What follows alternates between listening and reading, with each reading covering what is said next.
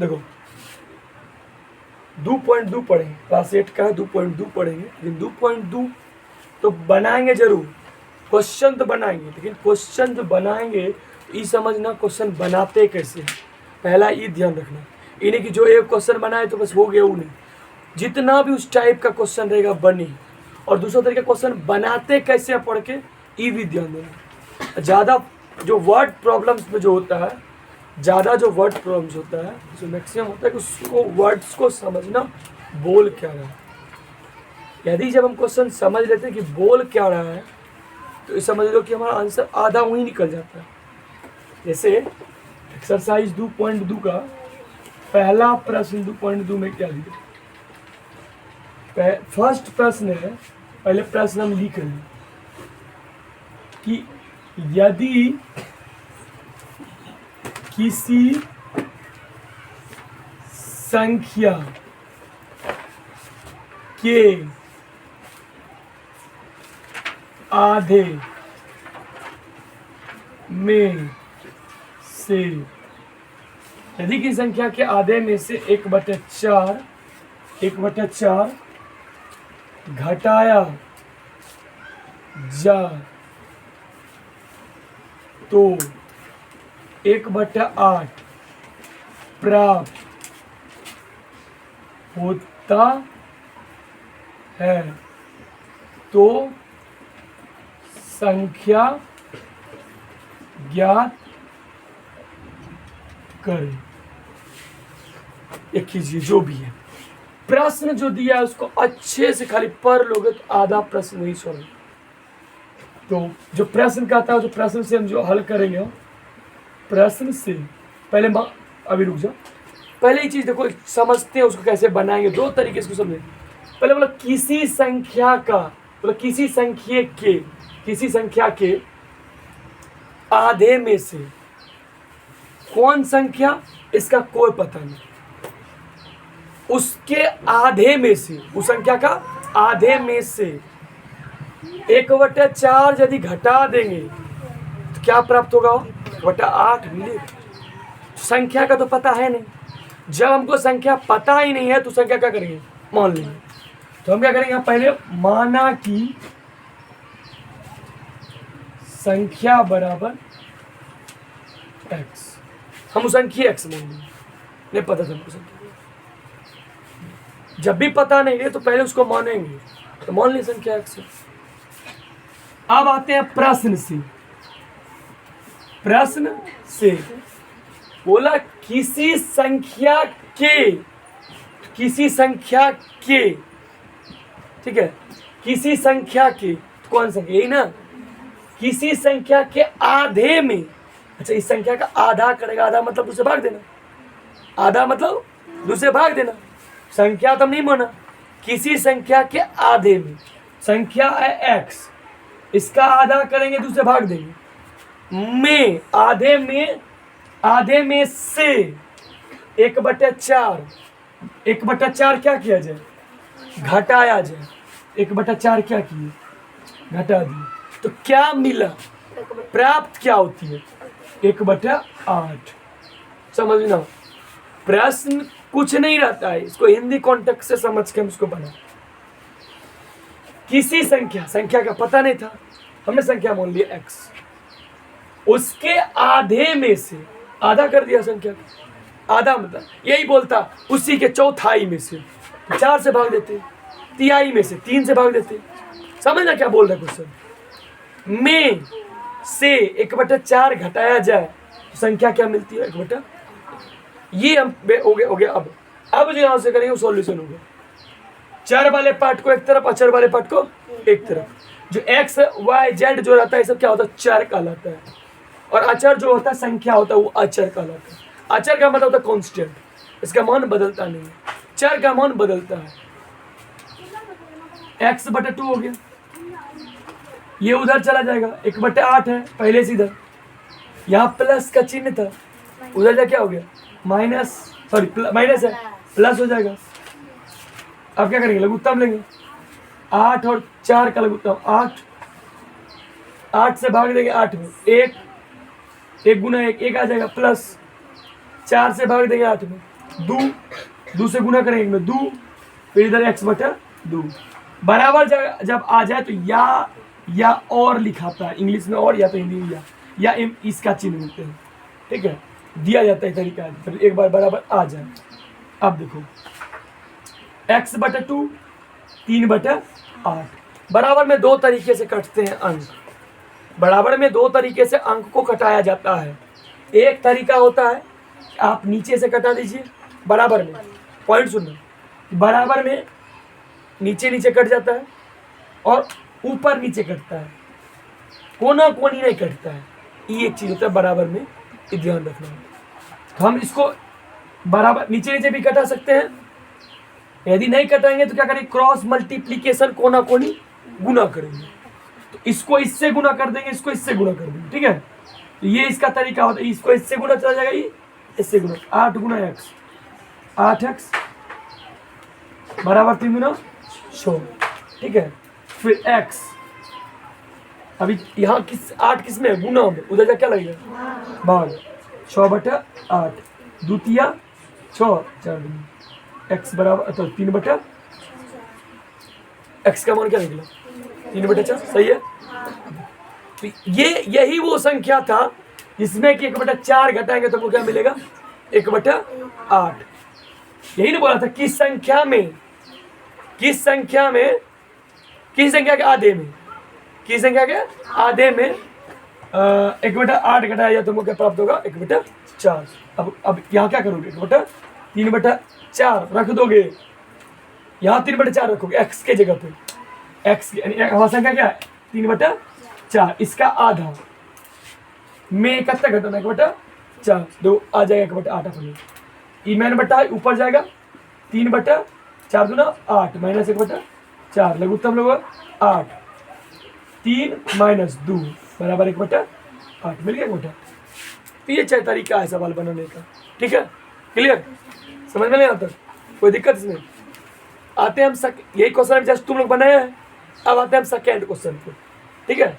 Second question देखते हैं क्या है, ठीक है, सेकेंड क्वेश्चन पहले हम पढ़ते हैं उसके बाद बनाएंगे सेकेंड क्वेश्चन, ठीक है, पहले लिखते हैं, समझना कैसे बना रहे उस चीज को, उसका हम टाइमिंग देंगे और लिख लेते। अब बोलो दूसरा प्रश्न तुरंत चेंज हो जाएगा, चैप्टर बना रहे क्वेश्चन तो चेंज होगा। दूसरा क्वेश्चन बोला यदि किसी आयत की लंबाई, यदि किसी आयत की लंबाई और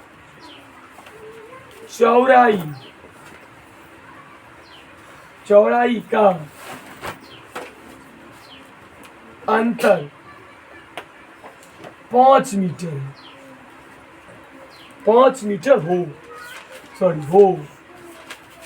और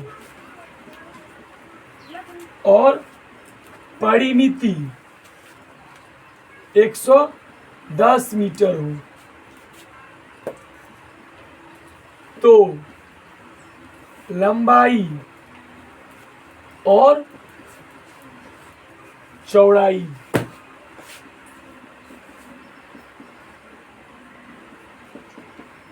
ज्ञात करें, ठीक है, समझ में। अब बात किया यहाँ आयत की, अब आयत के बारे में थोड़ा समझ लेते हैं, आयत के बारे में पूरा आयत क्या पूछा, ठीक है, जो भी होगा देखा जाएगा, पहले हम आयत के बारे में थोड़ा समझ लेते, आयत क्या है। आयत की तो पहले आमने सामने की भुजा बराबर होती है, इसकी जो आमने सामने की भुजा होती है वो बराबर होती है, पहला चीज तो मिल गया। दूसरा जो आयत का जो परिमाप होता है, वैसे तो परिमिति किसी का भी, परिमाप किसी का भी निकालते हैं हम, तो सब का परिमाप क्या होता है, सम ऑफ ऑल साइड्स, सभी भुजाओं का जोड़, ठीक है। चूंकि ये दोनों भुजा बराबर होती है इसलिए आयत का परिमाप क्या होता है, आयत का परिमाप या परिमिति जो बोलो 2 इंटू लंबाई जोड़ चौड़ाई, ठीक, ये होता है। अब परिमाप का ही बात है, फिर थोड़ा क्षेत्रफल भी देख लेते हैं, क्षेत्रफल होता है लंबाई गुना, ठीक, ये चीजें पता होती। अब बोला ठीक है, किसी आयत की लंबाई और चौड़ाई का अंतर यानी लंबाई और चौड़ाई का दोनों का अंतर कितना दिया हुआ? 5। दोनों को घटाएंगे क्या निकलेगा? 5 निकलेगा। और उसकी परिमिति कितना दिया हुआ? 110। तो क्या करेंगे? किसी दोनों अंतर यदि हमको 5 दिया है, दोनों में से किसी को तो मानेंगे ना पहले। तो हम क्या करते हैं, लंबाई या चौड़ाई किसी को मान लेते हैं, दोनों में से किसी को मान लेंगे, दोनों चलेंगे। तो हम क्या करते हैं, माना कि लंबाई बराबर x मीटर। अच्छा एक और चीज देखो, इसमें कोई बैंडेशन नहीं है कि तुम लंबाई मानो या चौड़ाई मानो, कुछ भी मान सकते हो, क्योंकि ये क्लियर नहीं बोला है। ये बोला लंबाई और चौड़ाई का अंतर 5 मीटर दिया हुआ, हमने लंबाई मान लिया 5, दोनों का अंतर 5 दिया हुआ, तो चौड़ाई कितना हो जाएगा? x minus 5। अच्छा एक मिनट, एक तुम बोला x माइनस 5 लिखिए, तो तुम दोनों घटाएगा तो 5 आना चाहिए ना तुम्हारा। x में 5 घटाएंगे 5 आ जाएगा। अब दो घटाओ कैसे हुआ? x में तुम घटाएगा इसको, ध्यान देखना, x प्लस 5 कट के आया 5, अब आया 5, ठीक है। अब देखो, चूंकि दोनों का अंतर दिया हुआ था इसीलिए दोनों घटा के 5 भी पूर्णा चाहिए ना। तो देखो x में x माइनस 5 घटा देंगे तो 5 आ जाएगा ना। अभी जस्ट ये x में x माइनस 5 घटाना है, x plus minus minus minus minus plus 5 खत्म करता है 5। तो ये क्या हो गया? एक हो गया x, एक हो गया x माइनस। अब चलो, ये तो हम इसको माने हैं। अब प्रश्न से क्या कहता है? प्रश्न से बोलता है कि दोनों का परिमिति कितना दिया है? 110। तो पहले आयत का परिमिति होता क्या वो लिख लेते, आयत की परिमिति। अभी जस्ट तुरंत लिखा परिमिति, हम देखो 2 इंटू लंबाई जोड़ चौड़ाई, 2 इंटू लंबाई जोड़ चौड़ाई l प्लस b। अब देखो दिया कितना, परिमिति दिया कितना है? 110 बराबर 2 इंटू लंबाई कितना है? x प्लस चौड़ाई कितना है? x माइनस 5, ठीक है। अब करते हैं ई दो गुण ई देखो, या चलो सॉल्व करते हैं। 110 ये हो गया x जोड़ x 2x माइनस 5, इसको 2 से गुणा कर दो, कितना जाएगा? 110 दूनी 4x माइनस 4 5 दूना 10। अब एक तरफ करेंगे 4 अच्छा संख्या को एक तरफ करेंगे, इसको इधर बुला लेते हैं, इसको इधर बुला लेते। 110 है, ये माइनस में इधर आएगा क्या हो जाएगा? 10 हो गया, प्लस में 4x, x का मान निकालना है ना, x रखेंगे। ई जोड़ कितना हो जाएगा? 120 और ई गुना में क्या लगेगा? 4 तिया कितना निकला? क्या निकला? 30। x निकला 30। तुमको क्या यही x पूछा था? लंबाई चौड़ाई पूछा था, तो लंबाई किसको ही तो x माने थे, तो लंबाई बराबर कितना निकल गया? लंबाई x बराबर 30 और चौड़ाई बराबर x माइनस 5, यानी कि 30 माइनस 5 बराबर 25 मीटर, ठीक है। ये हो गया लंबाई। कोई भी सवाल बनाने का कुछ नहीं मतलब होता, उसको जो भी वर्ड्स दिया हुआ है उसको समझ के उसको सॉल्व किया जाता है। ऐसा नहीं जरूरी नहीं कि नहीं भी आता है तो कोई दिक्कत नहीं, उसको सिंपल पढ़ेंगे, जो बोल रहा है उसको करेंगे। क्लियर? सेकंड क्वेश्चन क्लियर हुआ? अब देखो थर्ड नंबर क्वेश्चन क्या है। थर्ड नंबर पढ़ो, लिखते थर्ड नंबर पहले, फिर थर्ड नंबर बनाएंगे, ठीक है।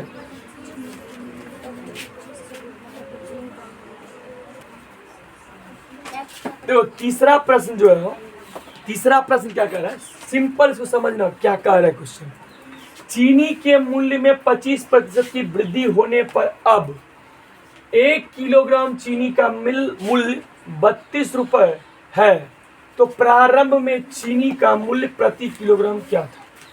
तो इस क्वेश्चन में जो बोल रहा है कि चीनी के मूल्य में जब 25% की वृद्धि हो गई ना, जब 25% की वृद्धि हो गई तब उसका दाम 32 रुपया हुआ 1 केजी का। हाँ, रियल में 1 केजी का ही दाम दिया हुआ है बढ़ने के बाद भी। तो मतलब पहले कितना दाम था? जो अभी अभी हुआ। तो इसका मतलब क्या हुआ कि अब जो इसमें जो प्रारंभ में चीनी का मूल्य था उसका पता नहीं है हमको। प्रारंभ में जो चीनी का मूल्य था वो पता नहीं है। क्या करेंगे? तो प्रारंभ में माना कि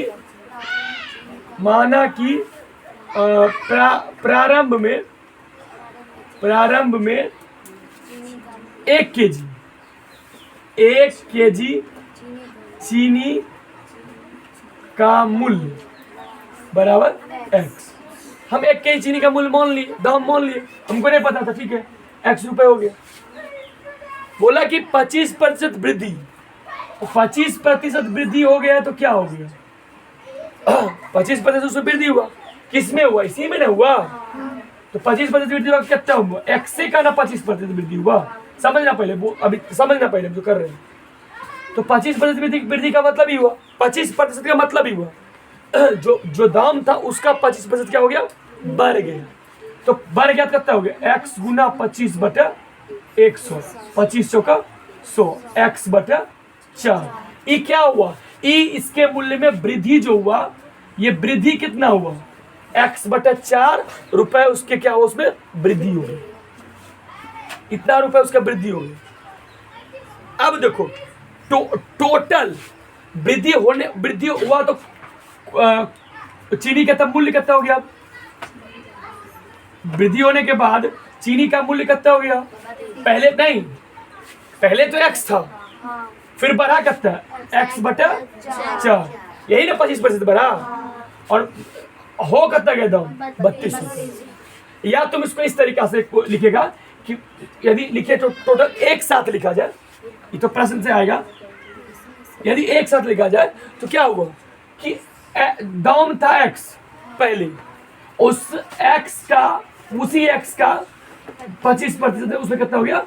वृद्धि, और दाम कितना हो गया? 32। वही चीज तो लिखी है अभी हमने, 25% को अलग डिफाइन कर लिया, उसके बाद दोनों को जोड़ दीजिए। अब क्या? अब लघुत्तम 4, 4 1 का लघुत्तम 4, 1 से भाग दिया 4 में 4, 4 गुना x, 4x प्लस 4 से 4 में भाग दिए 1, 1 गुना x, 4 जोड़ 1 5x। ये 4 कोना कोनी गुना होगा, पहले एक बार लिख देते हैं, ये गुना हो जाएगा, कोना कोनी गुना हो जाएगा, कोना कोनी गुना कर देंगे क्या हो जाएगा? तो ये हो जाएगा 5x गुना 32 गुना 4, 128, 4 दूना 8, 8 4 12। अब क्या हो जाएगा? x बराबर कितना हो जाएगा?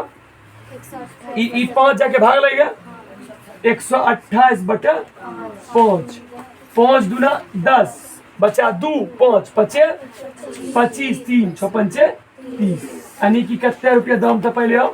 25 रुपया 60 पैसा। 25 रुपया 60 पैसा पहले दाम था, अचानक 25% बढ़ने के बाद दाम का कितना हो गया? 32 रुपये हो गया। इतना डिफरेंस हुआ, मतलब यदि इतना बढ़ गया तो प्रश्न को बनाने में कुछ नहीं लॉजिक, सिंपली है जो सवाल दिया उसको पढ़ेंगे और जो बोल रहा है उसको करते चले जाएंगे, एक बार में सवाल बनेगा। ठीक है, नेक्स्ट बनाते चौथा सवाल।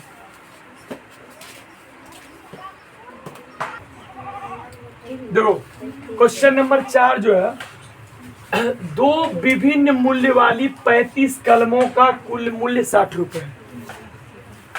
एक सस्ती कलम का मूल्य 1.5 रुपए, यानी 1.5 जी, 1.5 रुपए, एवं एक महंगी कलम का मूल्य 2 रुपए। तो कितनी महंगी कलमें खरीदी गई?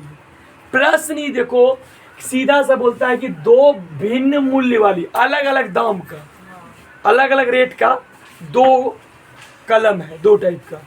टोटल कलम उसके पास 35 को खरीदा है, और उस सब कलम का दाम क्या लगा उसको? 60 रुपए। गया दुकानदार के पास, 35 को कलम लिया, 60 को रुपए दिया, लेकिन कलम खरीदा वो मान लो कि लिंगलेस शेयर खरीद के एगो और कोनो दाम खरीद के, मतलब अलग अलग कलर, अलग अलग दाम का खरीदा, एगो 2 टका वाला, एगो 1.5 टका वाला, ये बता दिया, लेकिन ये नहीं बताया कि क्या गो कलम कौन हुआ जो कि उसको 60 रुपये लग गए। ये नहीं पता चला।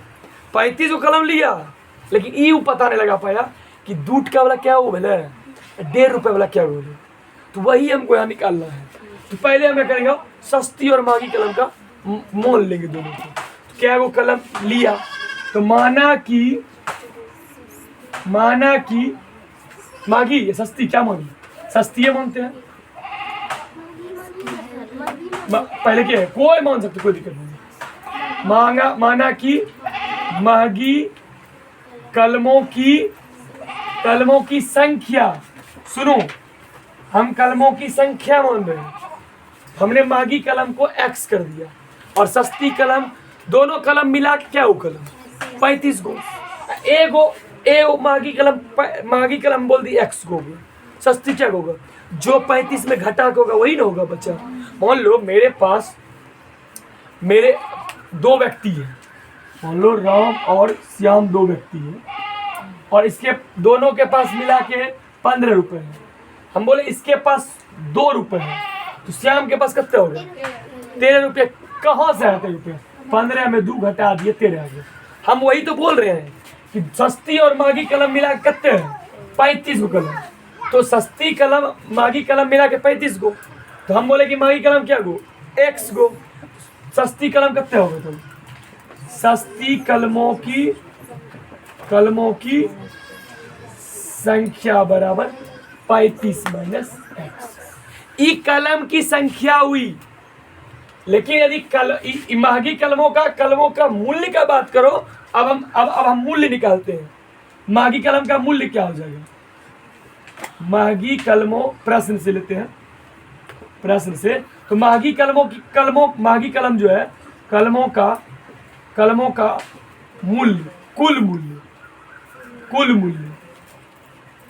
कुल मूल्य समझना थोड़ा सा इसको।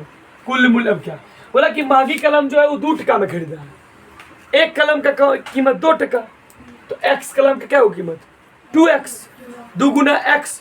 ऐसे समझो कि मान लो कि हम मार्केट गए और एक कलम का कीमत 2 टका लगाया, हम 5 कलम खरीदे, क्या टका हुआ 10 नहीं, 2 गुना 5 तब 10, ठीक। अब बोला हम 3 कलम खरीदे, तो 2 गुना 3 हम x कलम खरीदे, तो 2 गुना x क्या हो गया 2 गुना x यानी कि 2x, ठीक, क्लियर छो। अब देखो, अब हम आते हैं, तो महंगी कलम का कुल मूल्य हो गया मेरे पास 2। अब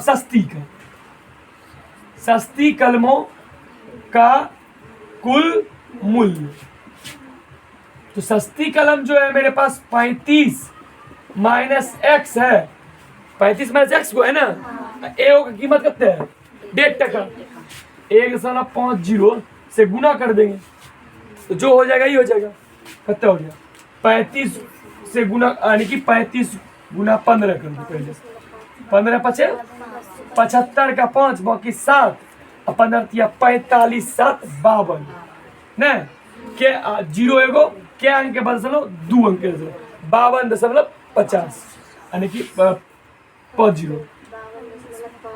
0 न, इतना माइनस इससे करेंगे x से, तो इतना 0x, ये हो गया इसका सस्ती कलम का मूल्य। अब क्या बोला है कि दोनों कलम का मूल्य कितना टका दिया दुकानदार को 60 रुपए, तो अब क्या हो जाएगा, यानी कि ई जत्ते इसमें महंगी में दिया था, जत्ते ही सस्ती में दिया, दोनों को जोड़ कितना होगा 60, तो 2x प्लस 52 रुपये 50 पैसा माइनस 1.5x बराबर कितना 60 रुपये टोटल। ये दोनों x वाला है तो घटा देंगे, 2 रुपए में 1.5 रुपए घटेगा तो 50 बचेगा, यानी कि 0.50x। अब ये उधर भेज देंगे तो 60 में 52 रुपये 50 पैसा घट जाएगा, भेज जाएगा उधर, ये हो गया 0.50x बराबर, ये घटेगा तो कितना हो जाएगा 7 रुपये 50 पैसे, x बराबर कितना देगा 7.50 बटा 0 पॉइंट उड़ गया, दोनों पॉइंट खत्म, 0 खत्म, 75 बटा 5 कितना गया 15 पचे, तो x बराबर कितना निकला, x क्या था हमारा, x हमारा था महंगी कलम, तो महंगी कलम क्या हो गया 15, सस्ती कलम कितना हो गया 35 माइनस 15 बराबर 20, तो 20 को क्या निकला हमारा 20 को सस्ती कलम निकला और 15 को महंगी कलम निकला, क्लियर। समझ में ना?